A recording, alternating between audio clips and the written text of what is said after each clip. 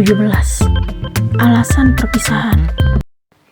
Aku kembali mengingat kenangan yang aku lalui bersama Cinta saat kami masih mengenakan seragam putih abu-abu. Mungkin orang akan berpikir, kenapa kami terlalu berharap untuk selalu bersama, padahal usia kami masih sangat muda untuk menjalin hubungan serius. Kamu janji ya untuk selalu ada di sisiku, pinta Cinta kepadaku. Aku sangat bahagia mendengar permintaannya itu. Ternyata wanita yang telah lama aku cintai bersedia menunjukkan besarnya rasa cinta yang dia miliki untukku. Tanpa kamu minta, aku akan melakukan hal itu, sayang. Aku memegang jemarinya. Aku dengan senang hati akan memenuhi keinginannya karena bagiku, dia adalah pemilik hatiku. Saat itu, kami telah menjalin hubungan hampir 3 tahun. Mungkin karena kebersamaan yang kami jalani tidak sebentar, membuat dirinya makin manja.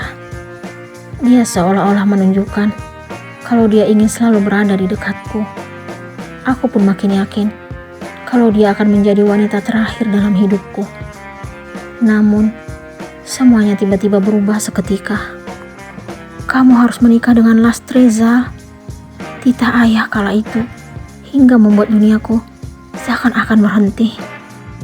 Lastri itu siapa, ayah? Aku tidak tahu siapa orang yang ayah sebutkan saat itu.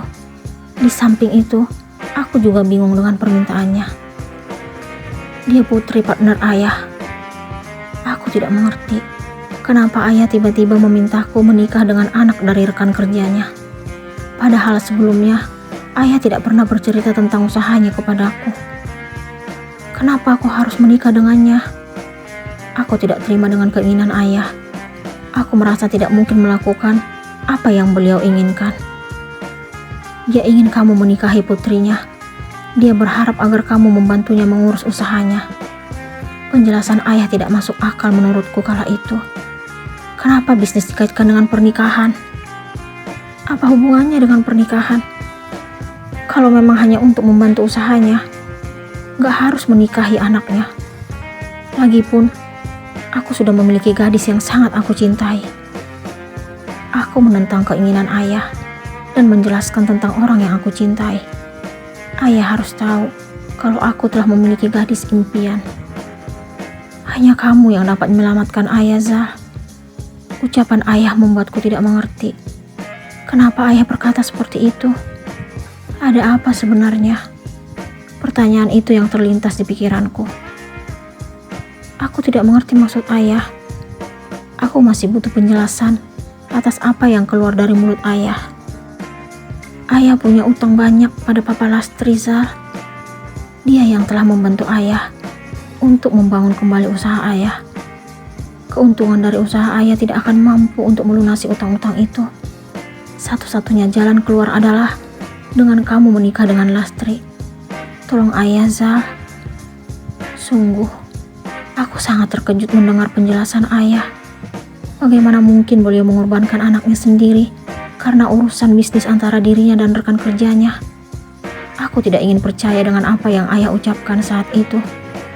Akan tetapi, beliau terus memohon dan mengaku kalau dirinya akan dilaporkan jika tidak dapat melunasi utang-utangnya. Mendengar penuturan ayah, aku pun tidak tahu harus bagaimana.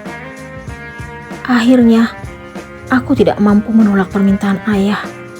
Aku ingin menyelamatkan beliau dan membawanya keluar dari masalah besar yang sedang terjadi.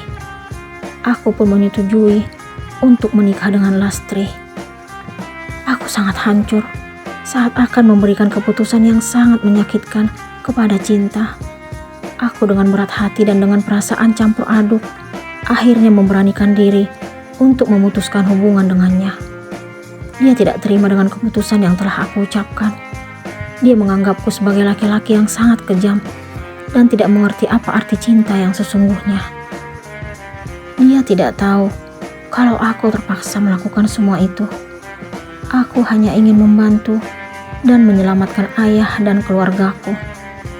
Di dalam hatiku yang paling dalam, tidak pernah terbesit sedikit pun untuk menyakiti dan melukai perasaannya. Aku berjanji pada diriku sendiri akan selalu mencintainya selamanya, walaupun kami tidak dapat bersatu. Aku sangat terpukul karena harus berpisah dengannya. Aku merasa menjadi laki-laki paling kejam dan jahat terhadap gadis yang kucintai. Aku dengan tega telah membuatnya patah hati karena aku harus meninggalkannya. Hubungan kami yang sudah terjalin selama 3 tahun harus kandas karena terpaksa. Semua harapan yang telah kami rencanakan hanya akan menjadi angan saja.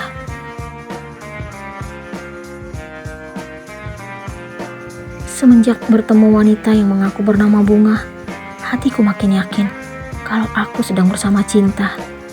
Hampir setiap hari, aku menemuinya di dekat lokasi kecelakaan yang menimpa Cinta. Bunga tinggal bersama suami istri parubaya. Pasangan itu mengaku kalau Bunga adalah putri tunggal mereka. Mereka sangat menyayanginya. "Kenalin Mas, ini bapak dan ibu aku." Bunga memperkenalkan kedua orang tua itu kepadaku. Aku akhirnya menyalami mereka dan memperkenalkan diri. "Saya Rizal, Pak, Bu." Aku menjabat tangan mereka secara bergantian. Mereka sangat ramah kepadaku hingga membuatku terharu melihat kehangatan dalam keluarga itu.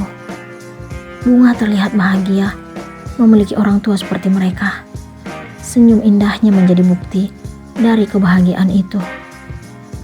Melihat Bunga yang sangat senang menikmati hidupnya, aku jadi ingat kebersamaan Mas Bayu dan Reni beberapa hari yang lalu. Hari itu, aku melihat mereka berdua sedang makan siang di restoran favoritku dan Cinta. Mereka sangat menikmati pertemuan itu. Tampak senyum bahagia terpancar dari wajah Mas Bayu dan Reni. Aku ingin menghampiri mereka dan mengatakan kalau aku telah menemukan keberadaan Cinta. Walaupun kenyataannya, wanita yang kutemui mengaku sebagai Bunga. Akan tetapi, niat untuk mengatakan itu aku urungkan. Karena yang aku saksikan selama ini, Mas Bayu tidak peduli dengan hilangnya Cinta. Dia lebih menikmati hidup dengan santai. Aku tidak mengerti dengan jalan pikirannya. Dia seolah-olah bersikap kalau dirinya tidak pernah berpikir untuk mencari Cinta yang sangat jelas masih berstatus sebagai istrinya. Aku benar-benar tidak mengenal Mas Bayu yang sekarang. Sikapnya berbanding terbalik dengan yang dulu. Dia dengan tega menyanyiakan wanita yang telah mendampingi hidupnya. Ini benar-benar di luar dari dugaan. Karena dulu, Mas Bayu mengaku sangat mencintai istrinya. Namun, aku merasa kalau pengakuan itu hanya di mulut saja. Karena kenyataannya sekarang, dia bisa menikmati hidup tanpa Cinta. Seandainya kecelakaan itu tidak pernah terjadi, mungkin Reni tidak melakukan semua ini kepada Cinta. Kenapa dia tega memanfaatkan kesempatan untuk mendekati Mas Bayu? Apa sebelumnya dia sudah sedekat ini dengan laki-laki itu? Semua yang terjadi sekarang ini membuatku bingung dan tidak mengerti. Percuma jika aku menanyakan hal ini kepada Mas Bayu, karena kenyataannya sekarang dia sangat membenciku. Semenjak pertemuan kami di kantornya hari itu, aku dan Mas Bayu bersikap seperti orang yang tidak saling mengenal. Dia tidak pernah lagi memandang ke arahku jika kami berpapasan. Dia bukan lagi Mas Bayu yang kukenal. Dia bukan lagi sepupu yang peduli kepadaku, karena yang ada dalam hatinya saat ini hanya kemarahan yang amat mendalam. Apa hubungan Bayu dan Reni?